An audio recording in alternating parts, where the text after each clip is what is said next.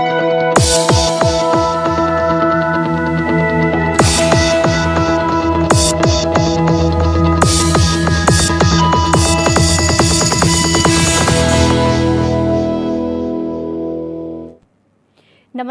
उत्तराखंड की खबरों में आपका स्वागत है और मैं आपके साथ प्रिया बिस्ट। बुलेटिन की शुरुआत करते हैं। 30 अप्रैल से चारधाम यात्रा की शुरुआत होने वाली है। ऐसे में मुख्यमंत्री पुष्कर सिंह धामी ने अपनी सरकार आवास से केदारनाथ धाम के भंडारे के लिए वाहनों का फ्लैग ऑफ किया। साथ ही बद्रीनाथ, केदारनाथ, गंगोत्री आदि कैलाश के लिए चिकित्सकों के दल को भी रवाना किया। वहीं सीएम धामी का कहना है कि श्रद्धालुओं को ध्यान में रखते हुए भंडारा वाहन और चिकित्सकों के वाहन को रवाना किया गया है।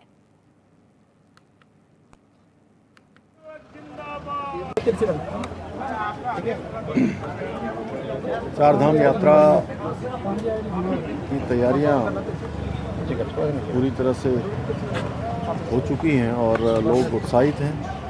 हर साल जो अलग अलग तरीके से सेवा के कार्य करते हैं, चाहे वो भंडारे के रूप में हो, चिकित्सा दल के रूप में हो, अन्य सहायता शिविर हों, यात्रा में सहयोग करने के लिए अनेक स्थानों पर लोग अपने अपने अलग अलग तरीके से काम करते हैं। सभी लोग बहुत उत्साहित हैं और ये एक तरह से बहुत बड़ा मैं कहूँ कि पर्व भी कहिए इसको, और एक तरह से राज्य के लिए एक बहुत लोगों को इसका इंतज़ार रहता है कि चारधाम यात्रा आएगी तो जहाँ हमारे यात्रा में सहयोग करने वाले स्टेक होल्डर्स, हमारे व्यापारी बंधु, होटलियर्स, हमारे गाइड, टैक्सी वाले, दुकान वाले, व्यापारी, सभी लोगों को इंतज़ार रहता है और बड़ा उत्साह रहता है। अभी 2 दिन पहले मैंने ऋषिकेश में जाकर जो चारधाम यात्रा का हमारा जहाँ से शिविर है, उस शिविर में जहाँ रजिस्ट्रेशन होते हैं, अन्य व्यवस्थाएं होती हैं, पहला पड़ाव होता है, वहाँ जाकर भी व्यवस्थाओं को देखा था। सभी व्यवस्थाएं तेज़ गति से आगे बढ़ रही हैं। हमारा प्रयास है कि चारधाम यात्रा हर वर्षों की भांति भगवान बद्री विशाल की कृपा से, बाबा केदार की कृपा से, यमुनोत्री गंगोत्री धामों की कृपा से हमारे सभी देव। पहलगाम में पर्यटकों पर हुए आतंकी हमले के बाद पाकिस्तानी हिंदुओं पर चारधाम यात्रा में आने का रास्ता बंद हो गया है। आपको बता दें कि 30 अप्रैल से शुरू हो रही चारधाम यात्रा के लिए ऑनलाइन पंजीकरण का आंकड़ा 21 लाख के पार हो चुका है। इसमें विदेशों से 24,729 यात्रियों ने पंजीकरण कराया है, जिसमें से पाकिस्तान से पंजीकरण कराने वालों की संख्या 77 है। लेकिन आतंकी हमले को लेकर पूरे देश में आक्रोश का माहौल बना हुआ है। वहीं केंद्र सरकार ने पाकिस्तान से आने वाले लोगों को वीजा न देने के साथ भारत में रह रहे पाकिस्तानी लोगों को 48 घंटे के अंदर वापस लौटने का सख्त फैसला लिया है।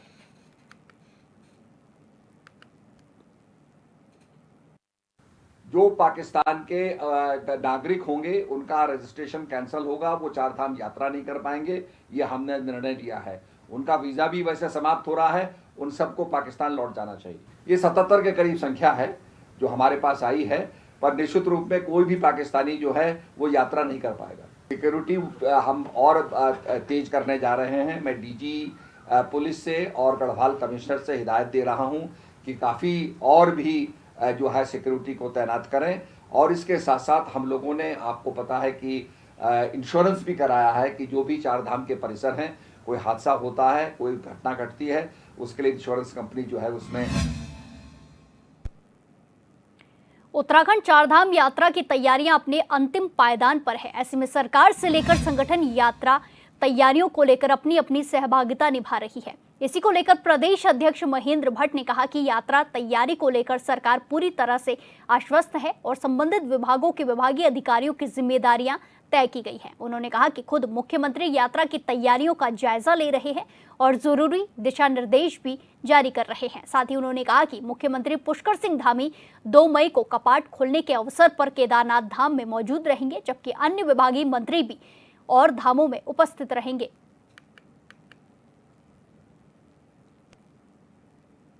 पूरी तैयारी मुख्यमंत्री जी ने लगातार इसकी समीक्षा कर रहे हैं। यात्रा से जुड़े हुए सब अधिकारियों को काम सौंप दिया गया है और हर क्षेत्र में, हर डिस्ट्रिक्ट में जो यात्रा क्षेत्र की जरूरत है वहाँ पर मुख्यमंत्री का जाना हो चुका है। और 2 तारीख को माननीय मुख्यमंत्री जी कपाट खोलने की तिथि में प्रमुख स्थानों पर रहेंगे। चारों धाम के कपाट में सरकार के मंत्रीगणों का रहना होगा और हम पूरे भारत की जनता को विश्वास दिलाते हैं कि उत्तराखंड की जो चार धाम यात्रा है, तो यहाँ की आर्थिक का स्रोत है। वो यात्रा बहुत प्रभावी रूप से और निर्विरोध संपन्न होगी और उत्तराखंड अब जहाँ धार्मिक यात्रा का केंद्र बनेगा। कश्मीर की घटना के बाद मैं कह सकता हूँ कि पूरे विश्व का जो ग्रीष्मकालीन पर्यटक है वो उत्तराखंड पर आएगा। इसी के साथ खबरों में आगे बढ़ते हैं। पीएम मोदी ने आज मन की बात कार्यक्रम के 21वें एपिसोड को संबोधित किया, जिनमें उन्होंने पहलगाम में हुए आतंकी हमले की न सिर्फ कड़ी निंदा की बल्कि आतंकवाद पर कड़ी कार्रवाई की भी बात कही। वहीं उत्तराखंड से बीजेपी के प्रदेश अध्यक्ष महेंद्र भट्ट ने कहा कि पूरे देश में आतंकी घटना को लेकर आक्रोश है। जिसने भी इस घटना को अंजाम दिया है उनको बिल्कुल भी बख्शा नहीं जाएगा। देश के प्रधानमंत्री जी ने भारत के नागरिकों के मत को बोला। मुख्य रूप से पहलगाम की जो घटना हुई, उस घटना में उन्होंने भारत के नाम विश्वास दिलाया कि बहुत जल्दी इस प्रकार के जो आतंकवादी गतिविधि के लोग हैं उनको बख्शा नहीं जाएगा। भारत की एकता को, भारत की अखंडता को जिस प्रकार से, खासतौर पर कश्मीर की शांतवादियों को जिस प्रकार से पुनः दूषित करने का प्रयास किया जा रहा है, बहुत जल्दी ऐसे सभी आतंकवादियों को उसका सबक सिखाया जाएगा और जिस स्थान से उनको ये प्रशय मिल रहा है वह स्थान भी अब ऐसे प्रशय का केंद्र न बने, इसके लिए सरकार कटिबद्ध है, उसके लिए प्रयास होंगे। पहलगाम आतंकी हमले को लेकर हरिद्वार के उपनगरी ज्वालापुर में मुस्लिम समाज के लोगों ने आक्रोश जताया। दर्जनों की संख्या में मुस्लिम समाज के लोगों ने हाथों में काली पट्टियां बांधकर विरोध मार्च निकाला। इस दौरान प्रदर्शनकारियों ने आतंकवाद के खिलाफ जमकर नारेबाजी भी की। वहीं मार्च का नेतृत्व कर रहे पूर्व राज्य मंत्री नईम कुरैशी ने कहा कि पहलगाम में हुआ आतंकी हमला हमारे पड़ोसी मुल्क की सोची समझी साजिश का एक नतीजा हो सकता है। जिस तरह से आतंकवादी सीमा पार करके आ गए, इससे साफ है कि पाकिस्तान की भूमिका संदिग्ध है।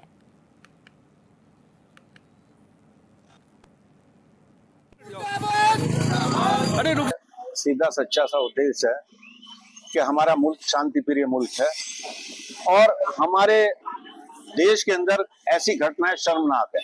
जो पहलगाम में हुआ है उसके लिए हमारे सर शर्मिंदगी से झुक गए। हालांकि जो सैलानी गए, जो सकुशल अपने घर लौट आए, उन्होंने उन लोगों की भी तारीफ की है जिन्होंने उनके साथ अच्छा व्यवहार, अच्छा सलूक करा। लेकिन दुख इस बात का है कि निहत्थे और बेकसूर लोग जो मारे गए हैं, आज उनका परिवार, उनको जो है ना, उनके परिवार में मातम छाया हुआ है। तो मैं समझता हूँ कि हम जो है, हम इस दुख की घड़ी में सारे हिंदुस्तान के मुसलमान और उत्तराखंड से हम सारे मुसलमान जो है उन हिंदू भाइयों के साथ खड़े हैं जिनको रुड़की के नारसन ब्लॉक के टांडा भनेड़ा गांव में आज नाला निर्माण का स्थानीय ग्रामीण ने विरोध किया, जिसके बाद आज ब्लॉक से अधिकारियों की टीम मौके पर पहुंची और दोनों पक्षों की बात सुनने के बाद रिपोर्ट तैयार की। आपको बता दें कि विधायक निधि से नाला निर्माण कार्य की संस्तुति हुई है, जिसको लेकर नाला निर्माण कार्य शुरू होना है। ऐसे में ग्रामीणों का कहना है कि नाला न होने की वजह से पानी और गंदगी सड़कों पर भरी रहती है, जिससे घरों से बाहर निकलना भी मुश्किल हो जाता है। लेकिन इन सब के बावजूद स्थानीय ग्रामीण रोहताश की ओर से नाला निर्माण का विरोध किया जा रहा है। इसी मामले को लेकर आज मौके पर ब्लॉक के अधिकारियों की टीम पहुंची और दोनों पक्षों से वार्ता की गई। ग्राम प्रधान प्रतिनिधि नसीम अहमद ने कहा कि एक ग्रामीण की ओर से नाला निर्माण का विरोध किया जा रहा है, जो कि बिल्कुल सही नहीं है और नाला निर्माण होने से ग्रामीणों को ही सुविधा मिलेगी। वहीं विरोध कर रहे ग्रामीण रोहताश का कहना है कि नाला निर्माण का विरोध गांव के अन्य लोग भी कर रहे हैं, लेकिन उन्हें प्रधान पक्ष की तरफ से दबा दिया गया है, इसीलिए वो खुलकर सामने नहीं आ रहे हैं और पुलिया की साफ कर दिया जाए तो गांव का पानी नहीं रुकेगा। साथ ही मौके पर पहुंची टीम ने ब्लॉक सचिव अमित सैनी ने बताया कि मामले की जांच रिपोर्ट उच्च अधिकारियों को सौंपी जाएगी। ये जो प्रधान जी कह रहे हैं कि भाई गांव समाज का ये जोड़ का वो है नंबर कि हमने अवैध कब्जा कर रखा है। पहली बात तो ये नसबंदी का पट्टा है। दूसरी बात, प्रधान जी कह रहे हैं कि मैं गांव का देख रेख हूँ, जिसने पहले ही गांव समाज की ज़मीन की जो मिट्टी बेच ली हो, जो खिलाफ मुकदमा हो गया हो, जिन्होंने ऐसी कार्रवाई की हो, तो आगे उनके गांव की जनता क्या उम्मीद रखेगी। जी कोई दिक्कत नहीं। अगर ये पुलिया की सफाई हो जाए तो पानी कहीं से कहीं तक कोई नहीं जो है रुक सकता। ये नसबंदी के ये 3 पट्टे हैं यहाँ पर। प्रधान जी गांव के देख रेख हैं, जिसने खुद ग्राम समाज की जो मिट्टी बेच दी हो, उससे क्या जनता उम्मीद रखेगी। जो अधिकारी आए हैं वो जो उन्होंने उनकी समस्या सुनी है, फिर मैं तहसील में जाऊंगा, हाई कोर्ट में जाऊंगा।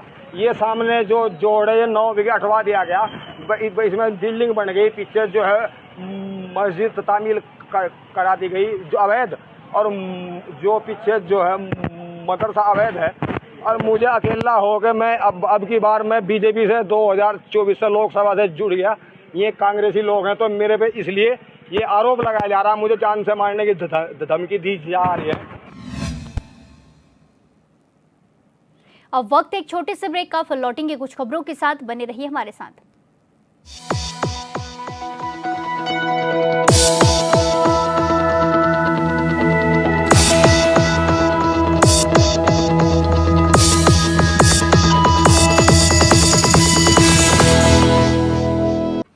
ब्रेक के बाद एक बार फिर से आपका स्वागत है। रुक करेंगे खबरों का। चक्राता में स्थित कस्तूरबा गांधी बालिका आवासीय विद्यालय कोरुआ में स्कूल की वार्डन पर मारपीट का आरोप लगा है, जिसके विरोध में छात्राओं और अभिभावकों ने कालसी चक्राता मोटर मार्ग पर जाम लगाकर धरना प्रदर्शन किया। साथ ही वार्डन को हटाकर नियमानुसार उचित कार्रवाई की मांग उठाई है, जिसका संज्ञान लेते हुए पुलिस और राजस्व प्रशासन ने कानूनी कार्रवाई का आश्वासन देकर मार्ग को खुलवाया। वहीं अब अभिभावकों के साथ ही स्वाभिमान मोर्चा के अध्यक्ष बॉबी पवार, बीजेपी नेता कमलेश भट्ट और रुद्र सेना के राकेश तोमर उत्तराखंडी छात्राओं के समर्थन में खड़े हो गए हैं। सभी ने धरना प्रदर्शन कर रहे वार्डन दीपमाला रावत को हटाकर नियमानुसार निष्पक्ष जांच कर कार्रवाई की मांग की है, जिसके बाद स्कूल की वार्डन को तत्काल प्रभाव से निलंबित कर दिया गया है।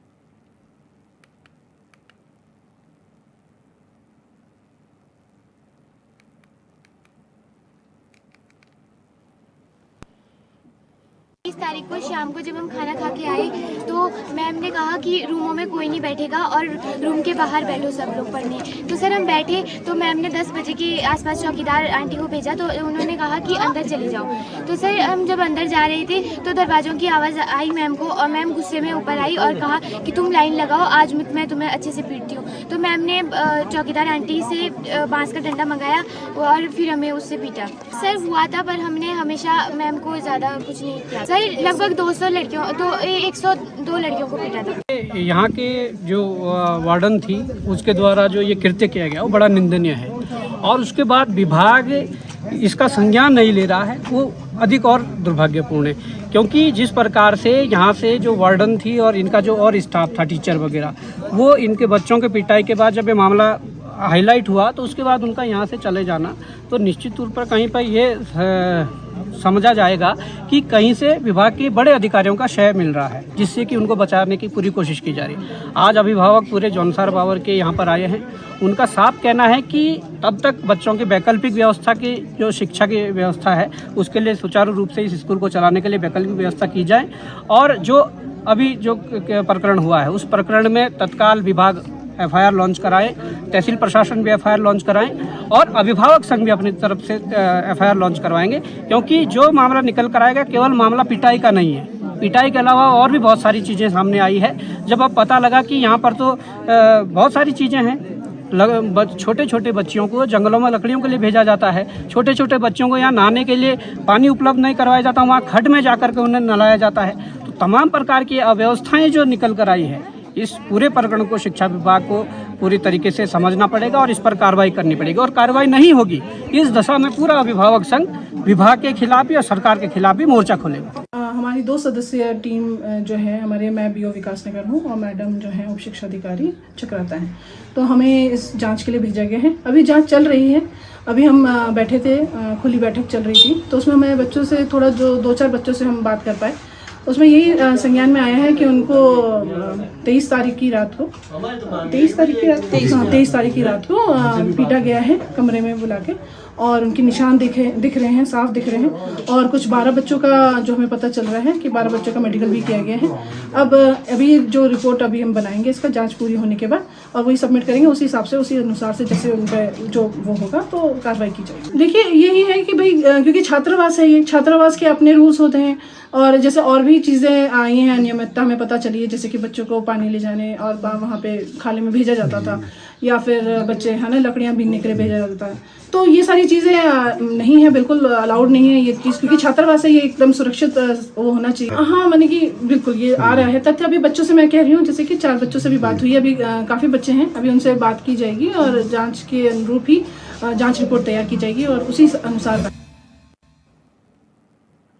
इसी के साथ खबरों में आगे बढ़ते हैं। पिथौरागढ़ में जिलाधिकारी विनोद गोस्वामी ने आगामी आदि कैलाश और ओम पर्वत दर्शन यात्रा के सफल संचालन के लिए यात्रा मार्गों का निरीक्षण किया। इस दौरान उन्होंने संबंधित विभागों के अधिकारियों के साथ व्यवस्थाओं का जायजा भी लिया ताकि श्रद्धालुओं को समुचित व्यवस्थाएं उपलब्ध कराई जा सकें।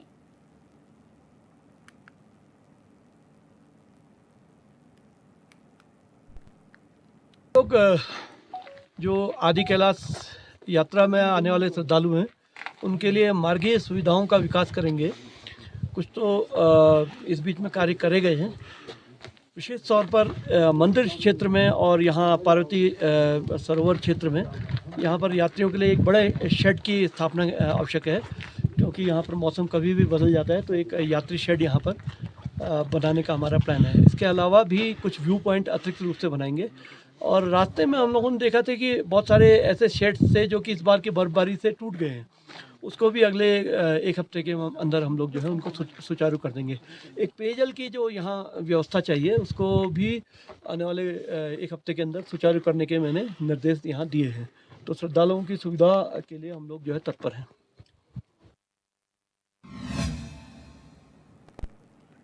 इस बुलेटिन में फिलहाल के लिए इतना ही। बाकी तमाम खबरों के लिए देखते रहिए HNN 24/7। नमस्कार।